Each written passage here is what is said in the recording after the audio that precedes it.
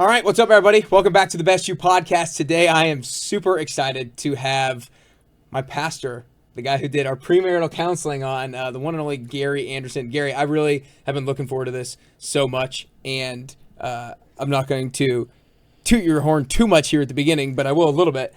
I grew up Catholic, going to Catholic church my whole life. I've never enjoyed going to church more than I do now. I look forward to going every single Sunday. It's not like a thing that I have to do, not something I have to check off. It's truly something that I want to do.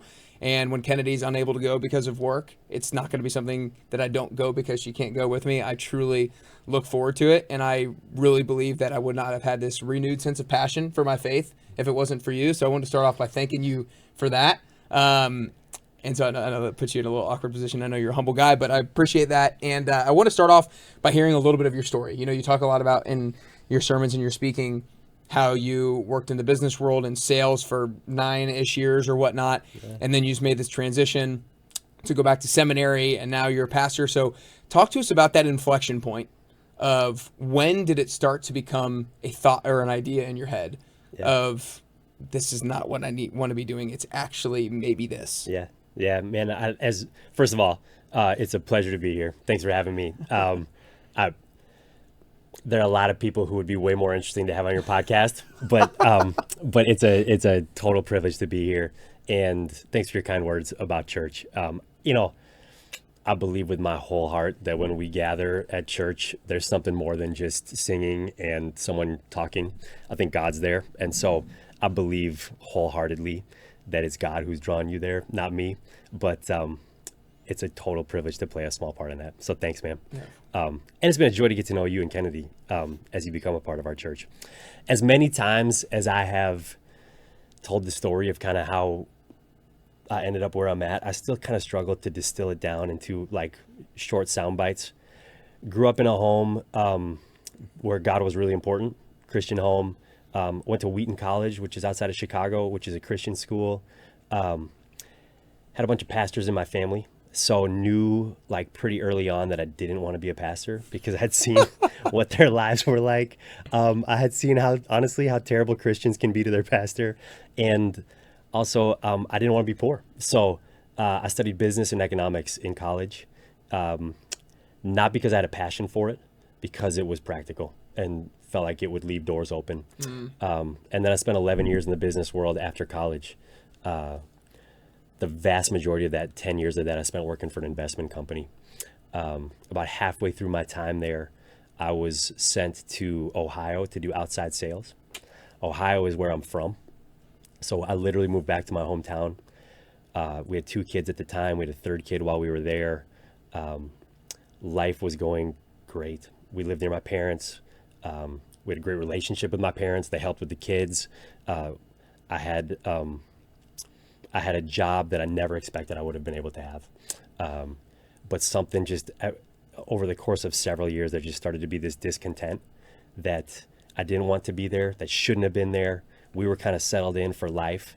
And in hindsight, I think I would call it a crisis of faith. Not that I was questioning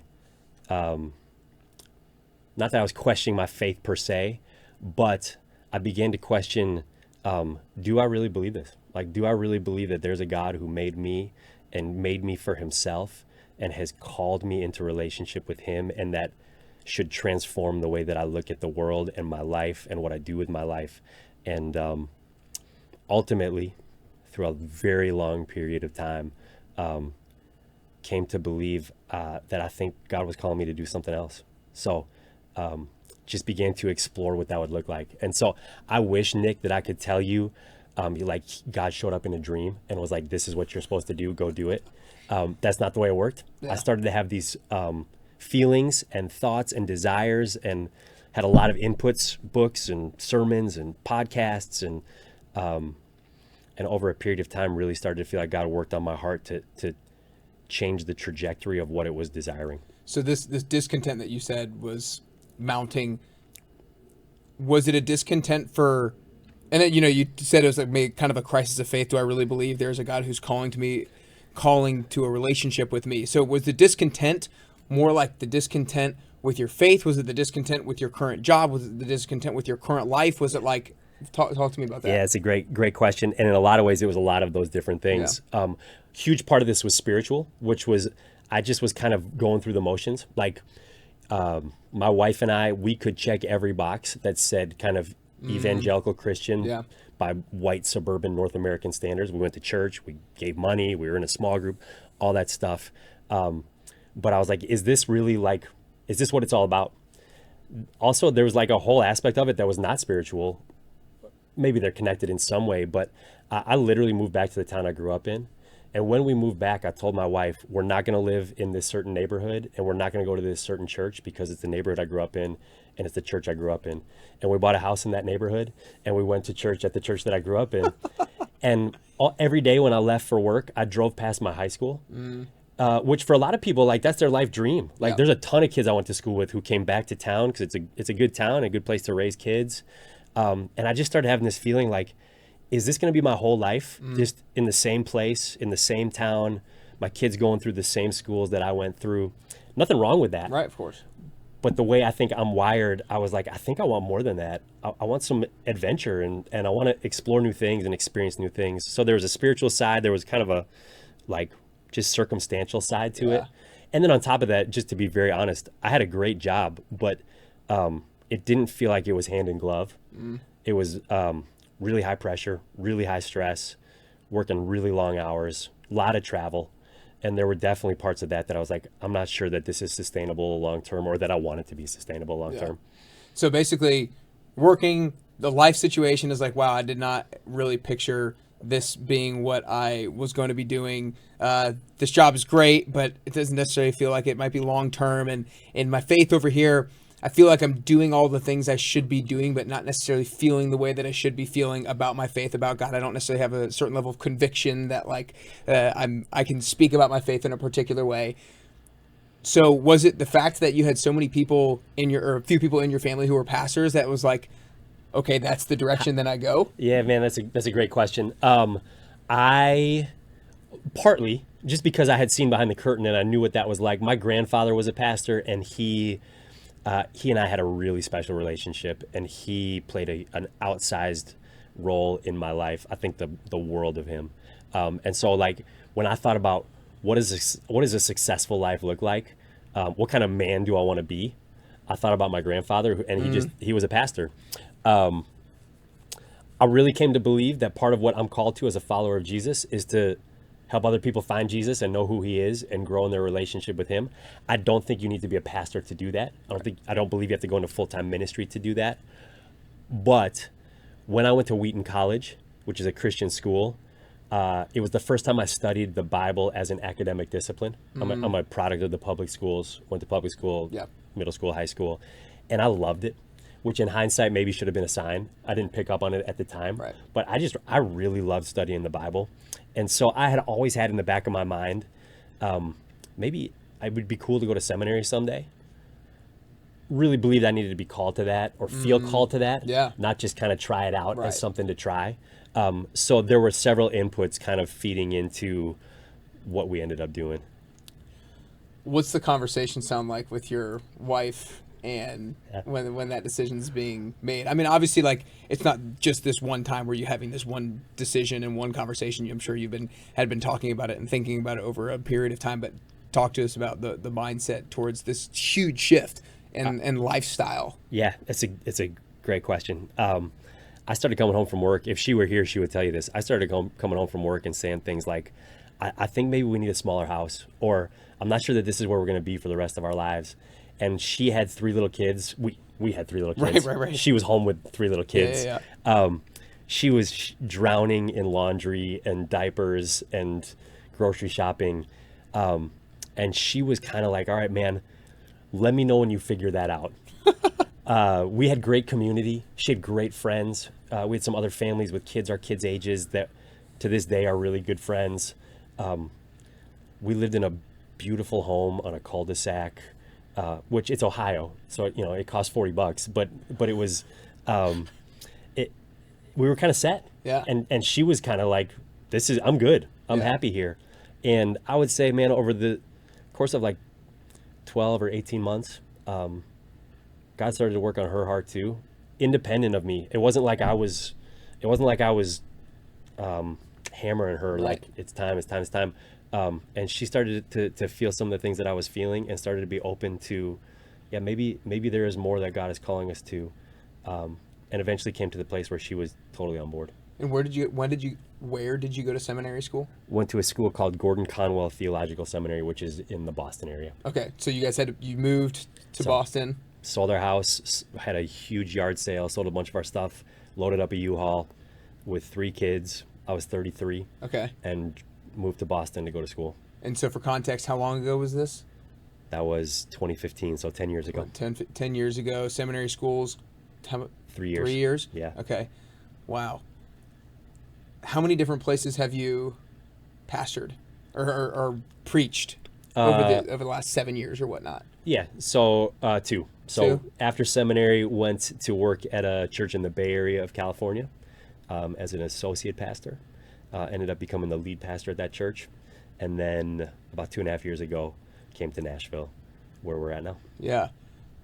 I'm sure that the experiences at the 2 different churches seem to be very different, both because you've talked to a certain extent about it in some of your sermons, but also just everybody knowing the culture of Bay Area versus Nashville, Tennessee. Yeah. I guess before comparing it to Nashville per se, what were some of the toughest parts about 1, 2, 3 of the toughest parts of being a pastor in the Bay Area, which I don't know very much about the Bay Area, but I feel like it doesn't seem like to be a heavily religious area. Yeah. One of the least churched areas in the whole country. Wow. So opposite end of the spectrum from Nashville. But it was really sweet. What that does is... Was that almost like a challenge of you know what, I'm going to go in there and do something? Absolutely. Yeah. And I would say and my wife would say the same thing. We kind of fell in love. We're both pretty much products of the Midwest. When we went to Boston to go to seminary, I don't think it's unfair to call New England a post-Christian culture. Okay. We kind of we fell in love with living and doing ministry and doing life in a place where there's not just this assumption that you go to church or you have some connection to a church or you have some church experience in your past, and even more so in the Bay Area. So the challenges of the Bay Area it is unbelievably expensive. Housing is I used to call it the land of Oz. It's you can't understand what it is until you actually go there and try and make it. It's extremely expensive.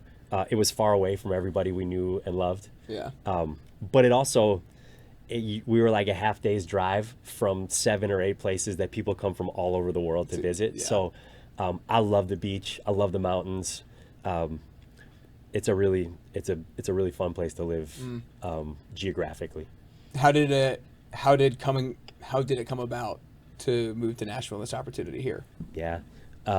We have a bunch of connections to Nashville. My wife's cousin, her husband is a pastor in the network of churches that I'm working at now. My wife's parents retired to Nashville about 12 years ago, and she has 2 sisters who live in town as well. So when this opportunity became public for the role that I'm serving in now, there were a bunch of people who reached out to us and said, would you consider taking a look at this? And so we did, and that started a conversation, and it felt like God just made it really clear that this is where he was bringing us. I think that's a good transition in kind of the next topic that I wanted to talk about today, which is this sense of feeling a calling by God. To be fully transparent, like I said, I grew up in Catholic faith and grew up going to church regularly. After graduating college, which was 8 years ago now, I would say the first few years I wasn't going to church regularly or anything like that. I still was trying to do some things like Bible apps and doing that kind of stuff, but wasn't going very regularly, didn't have as much conviction behind my faith. And it's not necessarily because of that, but oftentimes when I would hear people say, I feel God is calling me to do this, or I feel God is telling me to do this, for some reason I didn't have a great relationship with that. I was like, what do you mean? Did he come to you in a dream? Right. Did you hear him audibly? Yeah. I think part of that was I felt like at that moment I had never experienced that sort of thing, so it didn't resonate with me. But honestly, over this last year and a half, couple years that I've been really going to listen to you more regularly, I get it. Yeah. I do get it. But I think it's a tough thing to decipher as to whether this instinct, this feeling is a calling from God, or is this like a human motivation? Am I saying that we should go to Nashville because it's a beautiful place and we've got a lot of family around, or am I saying like, yes, Nashville's a good decision because God is calling me there? Yeah. So talk to us just a little bit about how you kind of like think about some of your thoughts, your feelings, and deciphering, is this God? Is this human motivation? Is it both? How do you navigate that? If I knew the key to that, I would probably not be here right now, because I'd be at my lake house, because I would write a book about it and make a ton of money. Yeah. But I think it's a great question, and I don't know what the listenership of your podcast is and where they're at in their spiritual journey. And probably I've already done this in the podcast. It's really easy to take like churchy language and just use it like everyone understands what that is. And I want to be really careful not to do that in this moment. I believe God has a calling on everybody's life. And I believe that calling is to himself. I don't think it's people in the church some people in the church love to put God into this box of, and you were made for something specific that he is going to reveal to you, and it's going to be your best life when you figure out what God has called you to, and like all sunshine and roses. I don't think that's most people's experience. I think God has called everyone to something, and it is to himself. And I think sometimes he calls us to other things and reveals that to us. And I think sometimes he says, here are the options in front of you. You're good to go where your heart wants to go. Now, we could take a long time to parse that out. I'm a lot more comfortable, Nick, saying that God called me to something. I'm a lot more comfortable saying God called me to Nashville in hindsight than I was 3 years ago when we were exploring whether this was where we were going to end up. I can look in the rearview mirror of my life and see places where I'm like, that was God. And so it's easier for me to say in hindsight, God called me here. And there's only a few things in my life that I would say really definitively, God called me to that. Most of the things in my life, I would say, I went through the doors that were open in front of me, and God used it. And some of them worked out really well, and some of them didn't work out really well. I did a lot of wrestling with God's calling when I was in Ohio and trying to figure out, is this where I'm supposed to be, or am I supposed to be doing something else? And I think some of that was God was calling me to something else. I think some of it was I just had a desire in my heart for something else that he planted there. But it wasn't like I got a call on my cell phone and God was like, here's what you're supposed to do, go do it. Yeah. Does that make sense? Yeah, for sure. Yeah. I think, like you, I feel like I'm a lot more comfortable saying God called me to do certain things now, both because I feel like I've grown stronger in my faith and more convicted in my faith, but also in hindsight of things of like, wow, like for sure. Anyways, so I think that hindsight, no doubt, but also for me, I think whenever I feel that potentially that calling, I almost have to wait to see if it continues to come up. Like if it's just a one-time thing or a couple-time thing or lasts for a couple weeks, like that's not maybe it. It might need to be something that's reoccurring, something that's strong, and then you also have to kind of like weigh what is your intent behind it.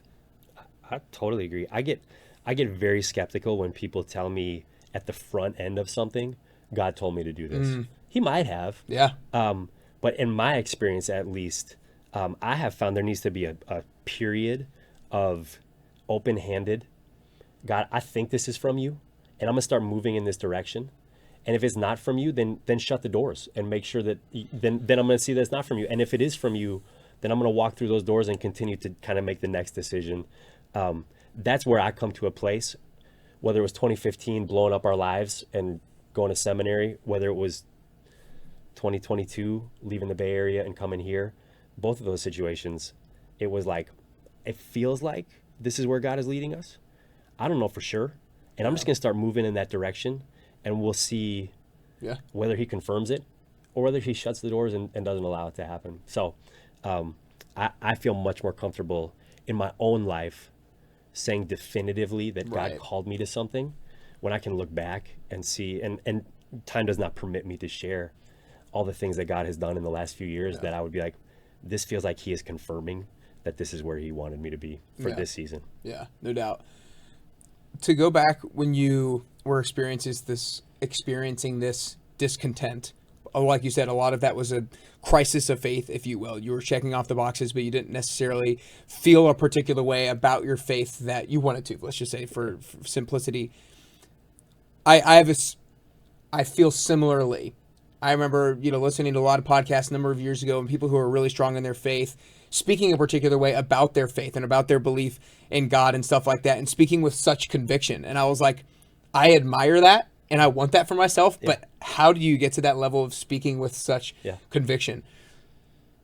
How do you feel like, what were some of the things that really allowed you to get to the place where you didn't have this discontent or this crisis of faith, but you felt a level of conviction about your faith where you could talk about it in a manner that really you felt strongly about? Yeah. I would say, kind of like my last answer, I'm still working on that. Like I have not arrived on that at all. And, maybe I shouldn't admit this as a pastor, but I still struggle sometimes. Yeah. Like actually I should admit that. And anyone who's walking with Jesus in any capacity who says, man, it's just always straight up and to the left or straight up and to the right, I would question whether they're really walking with Jesus, because it's a roller coaster. It's 2 steps forward, 1 step back. And there are days and weeks and seasons of my life where I feel like a nearness to God, and I feel a deep conviction that he's at work and that I can see that work. There have also been seasons of my life, the season that we were in seminary, where I've been in a lot of darkness and have really questioned, like, are you even there? Yeah. And what are you doing in this moment? And so, I don't have a really clean answer, except that I got a lot of miles on the odometer of my walk with Jesus, and the more miles I go, the more I have in the rear view to look back and say, oh, I can see when he was working, even in the times that it didn't feel like he was at work in my life. I can see in hindsight that he was, and that gives me a courage and a conviction that I didn't have had I not gone through it. Yeah. Does that make sense? No, I think that last point was really good too. What can provide conviction is actually looking back at the hindsight and remembering those things, because we oftentimes discount them or don't remember them or whatnot. And just to tell you, I think one of the also things that has given me a lot of more conviction is growing up, we read the Bible, like went to mass, heard scripture, but didn't really study it that much. Yeah. And one of the things that both Ken and I and a lot of people who I know go to your sermons or whatnot really love about you is you stay in the text so much, and you talk so much about the text itself. And when you preach it and you talk about it, and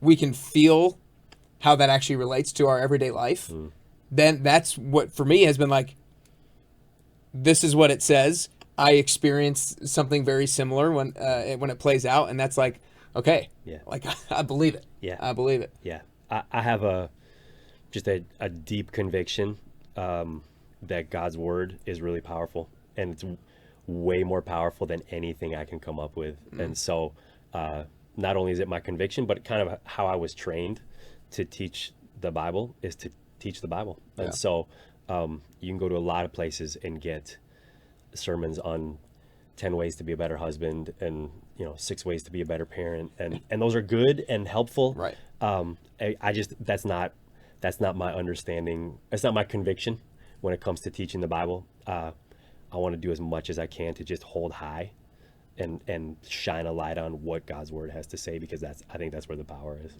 Love it. One of the things that you mentioned earlier on was, when I thought about what does a successful life look like, I saw my grandfather, which is awesome and very cool in and of itself. But I think the topic of success has been so hijacked, and all of us have a struggling relationship with what is success. And, we're obviously very materialistic, very monetarily motivated. But when you think about what does success look like for you, and how you think about how do I want my kids to view success? Yeah. How do you think about that? Yeah, man, that's another one. If I knew the answer, I'd write a book, and I'd be at my lake house right now.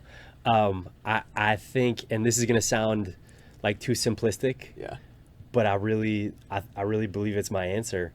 And at least based on my worldview, believing in a creator God who made me and made me for him and made the world and everything in it, I really believe success is being faithful to him. And so I know that's very open-ended. Yeah. But so when you say faithful to him, seeking him out, looking to follow God or Jesus, talk to me more about that. Yeah. What our world, what our culture, the town that we live in, would say success is living your best life,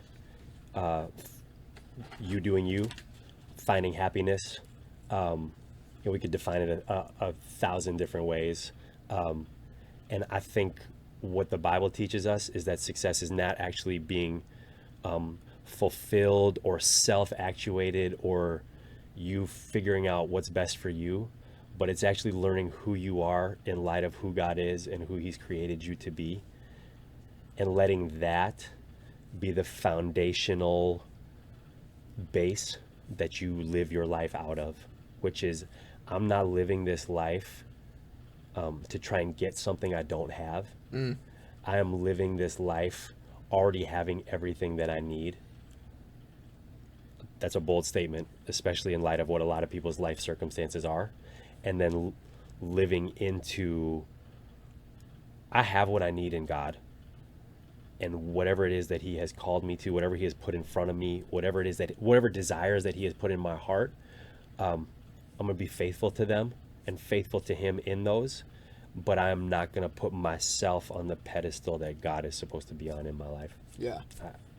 No, this is great. Now I want to keep diving into this. So what I wrote down, like learning who you are in light of who he created you to be. And like you said, knowing that you have everything that you need at the moment. I want to kind of dive deeper into that because, when people hear you have everything you need in the moment, people think about all the things that they don't have that they need. That's a bunch of garbage. Yeah. Right. But it's like the things that we're talking about aren't tangible. Yeah. Right? They're the desires, the gifts, the talents that you've been given. It's like everything is inside of you. It's just about bringing them out and exposing those to the world and using them in order to be more of who he created you to be. Yeah. I believe that God is renewing the world that we are a part of as we are a part of it. And I believe that he calls his followers to be a part of that renewal of the world that he is affecting right now. And so wherever it is that you have found yourself in life, I believe that you have a part to play in that renewal of all things as God recreates what we would say sin has broken. And so whether you're a school teacher or a CEO, or whether you're backpacking through Asia for a year, or whatever it is, like we could come up with 10,000 life circumstances. You have a role to play in helping to bring renewal to the place that God has called you, or again, there I go using that term again, to the place that God has brought you to. Yeah. And that supersedes, like what was how much did I pay in taxes last year because did my income go up? And that supersedes which address do I live at and which kind of car do I drive. And there's a bigger vision than just getting mine. And because I believe that one day everything will be made right and everything will be made new. And like, if we're going to live for eternity, and this is just the short, hard, mean version of that eternity, when you're walking with Jesus and when you believe what God has promised, it transforms how you navigate this short stint that we have on this planet. Yeah.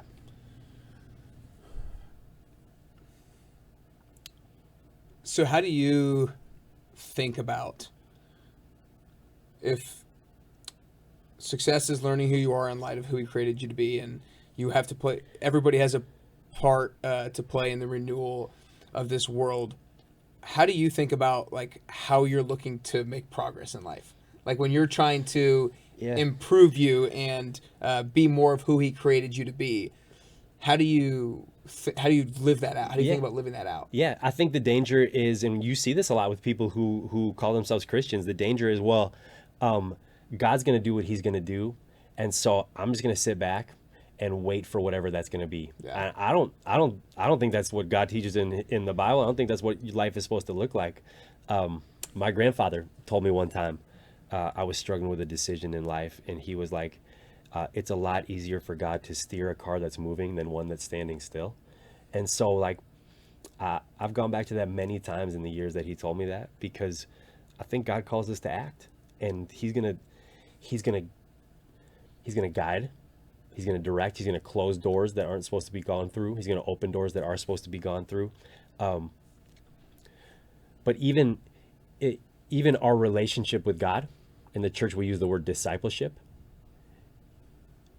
It is supposed to be an area of like growth, and you're supposed to move from being an infant to a toddler to fully mature in your relationship with God. And so I don't believe that God's going to do what he's going to do, so we just sit back and wait. I think God puts desires in our heart. I think God puts visions in our heart for what we want to do as we spend our time here on this earth. And I think he empowers us to do those, particularly when they come from him. Yeah.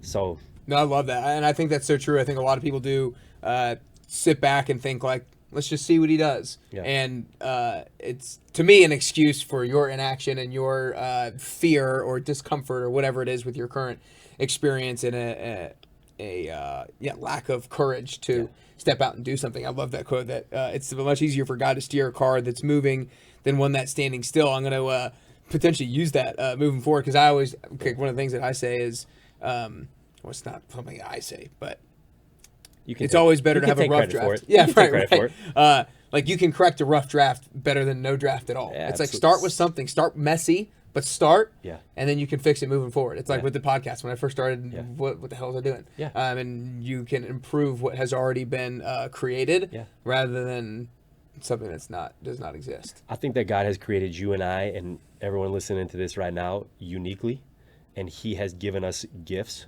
and talents and abilities and desires and things that we love and things that we get excited about. And I think one of the primary ways we're faithful to our relationship to him is to figure out what those things are and then run hard after them. Yeah. I wish I had, when I was 20, I wish I'd had a vision for my life of what am I passionate about and what do I have conviction about and how could I like run after those things with my life.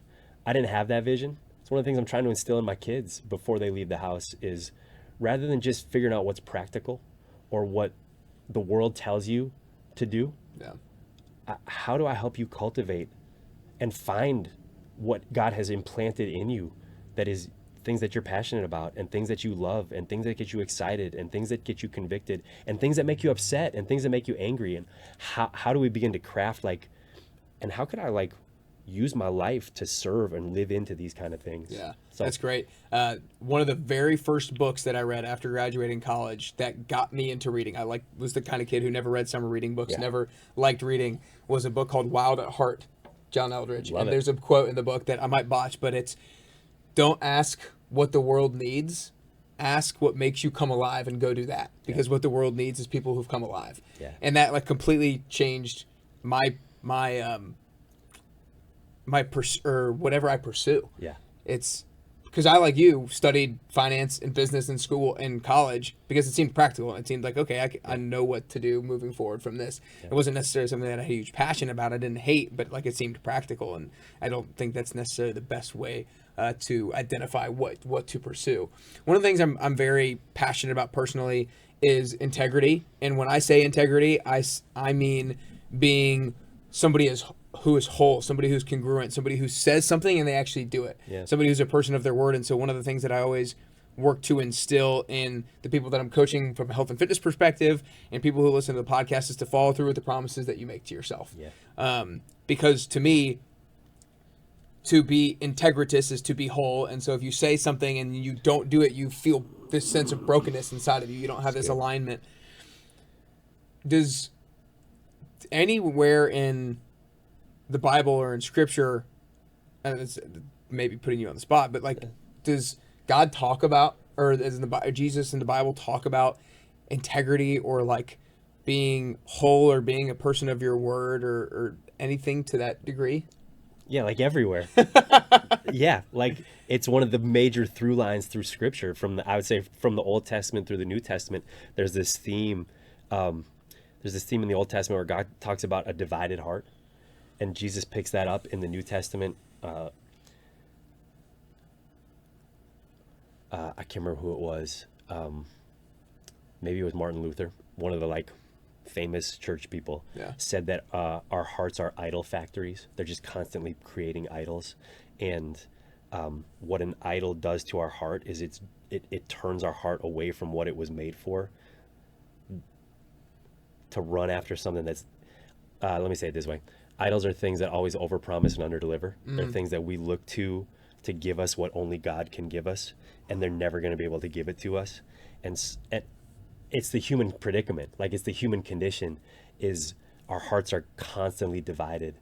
And what I believe, what we believe is that when you begin to walk with Jesus, he begins to close that divide in your heart and make it whole again. So yeah, that was a long-winded way to say yes. That was so good. And I feel like that is such a consistent theme in how you preach in sermons and stuff like that.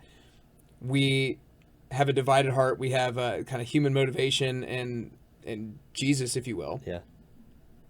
And we're often always looking for things here that only he can give, and that gives us maybe this feeling of lack, if you will. Yeah. But then once you start following Jesus and growing stronger in your faith, the separation between those two becomes smaller. So you tend to less pursue or less want or less desire some of these human things. Yeah. And you become, your pursuits become more in line with what he actually has for you. Yeah, it absolutely. Yep. And not all of the things that my heart is divided about are bad things. Yeah. It's like my issue, and my issue is not, it might be for other people, like I don't look to alcohol to be the thing that's going to make me happy, and some people do, but that's, over drinking, not great. Yeah. It's easy for me to look at my wife and my kids and say, you need to do for me what only God can do for me. You need to give me what only God can give me. It's not bad to have a wife and kids. It's great to have a wife and kids. Yeah. But even really good things can become, when we put them in the place that God should be, they divide your heart. Yeah. Yeah. And we'll always struggle with that. Like, that's always, no matter how long you've been walking with Jesus, 5 minutes or 50 years, we're always going to struggle with that. And somebody who does not have kids, wants to have kids in the future, and I know one of the things that I want to do, like health and fitness is obviously my thing. Kennedy's big into it. We want to make sure that we have that as a value or whatnot, but shove it down their throats. We don't want to do that. I'm interested as somebody who's a pastor and has kids age ranging 15 to 8, 15, 13, 15, 14, 11, and 8. Okay. How have you kind of navigated parenting with regards to growing, raising them as followers of Christ, with potentially trying not to force it upon them, if you will? Yeah. We're just flailing to the best of our ability. This is what it is. Literally. Yeah. Do you think about that at all? All the time. Yeah. Part of the joy and the struggle of having kids is being able to look at your own childhood and say, here are the things I wish had been different, and try and implement them. And here are the things that I really loved, and carry those forward. And that's the joy. The challenge is so many things that you're like, I'm never going to be this kind of parent. And then you be that kind of parent, and you're like, well, flailing. Yeah. We have just tried to both guide them with as much guidance as we think they need at whatever stage of childhood they're at, but also give them the freedom to ask questions and to be friends with people that they're going to be friends with, and to experience things outside of the Christian bubble, because eventually they're going to have to decide for themselves, do I really believe this, and make it their own. And I hold a lot of faith that God's going to do what he's going to do even when I screw up. Yeah. Yeah. That's good. That's good. Well, I could go on for a long time. I've been so looking forward to having you on, and I appreciate you joining. But before I ask the last question, just again, I want to reiterate, just like my appreciation, I think that, like I know you had said in the beginning, that it's God calling me more to my faith or whatnot, but it definitely helps with somebody you can resonate with and somebody who is open to sharing their own struggles and stuff like that. And so I very much appreciate you coming from the place of vulnerability as a pastor, and you coming from a place of like teaching the words of the Bible as well. And so just, again, appreciate you for all you've done for me and my faith, and for Kenny and myself. And we continue to look forward to coming every single Sunday where I don't tear a hip. So, yeah. Thanks, man. Yeah, of course. It's you're very gracious. Oh, well, of course, of course. Last question. In order to get closer to the best version of ourselves, I don't think that's a journey that ever ends. Yeah. It's just a North Star to continue to work towards. Like Yeah. Jesus Christ is becoming more like Jesus is a North Star to Yeah. continue to work towards. And I think we can continue to be more of who he created us to be. So you, Gary, what are 3 things that you could currently do or currently work on to get closer to the best version of yourself? Yeah.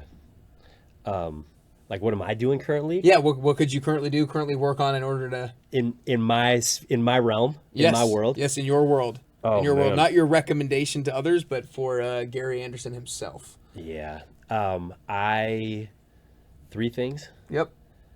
I need, and not everyone's wired this way, I need decent sized chunks of solitude. I need time that I can be alone and quiet, and not just by myself, but with the Lord, and listen to what he's saying to me. So I need to, and it's hard to find that space and to carve out that time. So I need to be ruthless about creating space to be quiet and to be alone. I am a much better person. There's nothing spiritual about what I'm about to say. I'm a much better person when I'm physically active. So my wife will tell me, you need to go do some exercise because we'll all be happier if you do. So I need to be really consistent about being physically active, and this one's harder for me. I need to be a good friend, and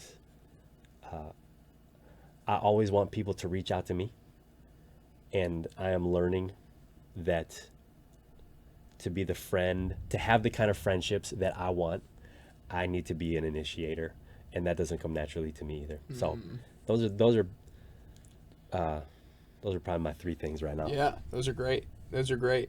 Ruthless with creating that space. There's so many of us who know that there's things we need to create time to do. Yeah. And being ruthless is the hard part. Yeah. But those are 3 great things. Really appreciate the time. You guys, if you're listening on Apple Podcasts or on Spotify, make sure you hit that follow button. Make sure you're following the show so that you get notified when the next episodes come out. If you're watching on YouTube, hit like and subscribe down below. Hope you're enjoying the new podcast studio down here. And make sure you share this episode with maybe somebody who is not feeling as convicted in their faith right now, but would potentially like to, or just share it with any friend or family member who you think would enjoy today's episode. But that's all we got today, Gary. Really appreciate your time, man. This was a blast. It's great to be here. Thanks for having me.